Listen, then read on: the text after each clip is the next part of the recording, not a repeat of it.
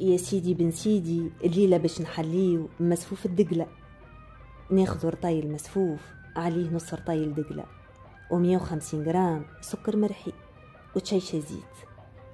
أول حاجة نعملوها ننظفوا الدقلة متاعنا من قلوبها، ناخذوا منها تشيشة نقصوها على طولها ونخليوها على جنب للزينة، والباقي نكملوا نقصوه طريفات صغار. نمشيو توا نفوروا المسفوف متاعنا، نحطوا عليه تشيشة زيت وتشيشة ماء ونخلطوه بالكدا بيدينا ونحطوه في الكسكاس. حكاية هكاك 10 دقايق ونعاودوا نفس الحكاية.